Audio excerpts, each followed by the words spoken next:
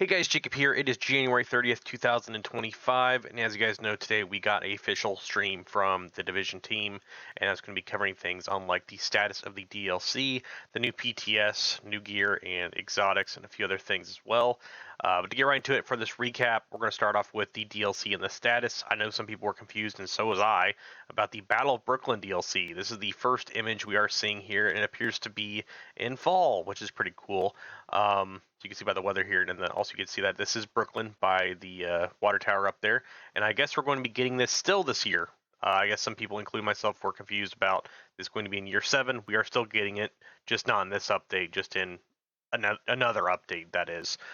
So we will be getting it. We just have to wait a little bit longer. They're still working on it and probably knocking out a few little things with it, but we will be getting it this year, so which is really nice. As for the PTS, you guys can access the PTS tomorrow and play it.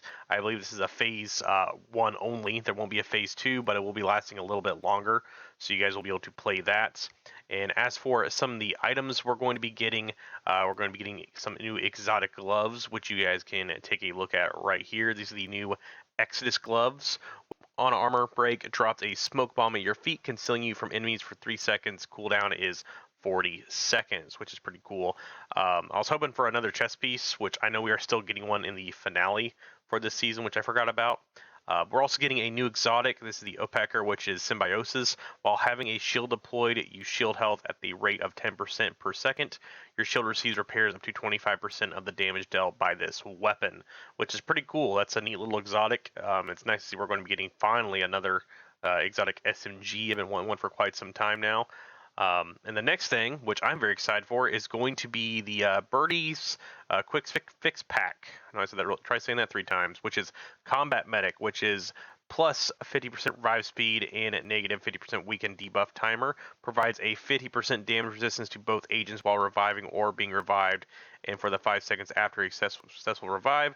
Successful revives provide 1 skill tier for 30 seconds, revives at skill tier 6, grants overcharge for 15 seconds, which is really cool, especially if you are a combat medic / healer and you really want to run around with that stuff. Next is going to be some new knee pads. We actually got some new knee pads. These are going to be the new named knee pads. They're grease, which they offer status effects. So now we finally have the perfect status effect item you now can acquire. So if you're a true status effect player, you probably want to get your hands on this and run it if you want to get the max out of your status. But at the same time too, you might be losing stuff depending on what you're going to be combining this with.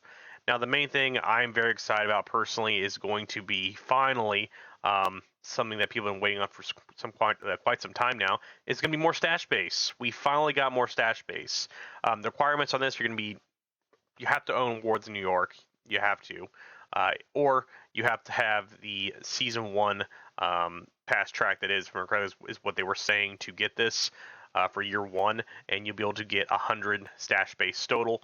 That is. Sorry, I cannot speak today, which is really sweet. So finally, we actually can store and hoard more gear that we absolutely don't need. I probably have a few 20 or 30 things in my stash that I really don't need, and I just been throwing on my other characters to pretty much have more space and store things that are really important and just keeping them for future use in case I might really need them. As for the next thing, that's going to be the Manhunt, which is going to be Burden of Truth, which is going to be another scout-style manhunt. So you're going to be going around currently like you are right now. There's only 5 at the moment, and this time it is Agent Kelso. It's nice to see Agent Kelso back and actually see her or possibly hear comms from her. And we'll probably see her at the end of this manhunt, which will lead into the new DLC. But overall, that's really going to be about it. That's pretty much just about everything. There was a few other things as well they did talk about, but these are going to be the main things I know most of you guys are probably curious about the most. And I will be covering the patch notes once those come out as well, which should be any minute now at this point. So you might see a video right after this one of all the patch notes. But as always, I appreciate all your guys' support and people who've been sticking around for a while now with my crazy upload schedule. And as always, I will catch you guys in the next one. I feel the chew 5 gum.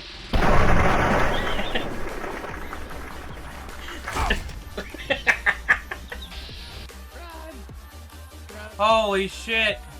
Oh god, shit. And the car exploded. Great! My Ford F-150. No, Kane! Oh my god, his body's in the wall! Oh god. No. I knew you were gonna fucking do it! Oh, yeah, fucking save! Jesus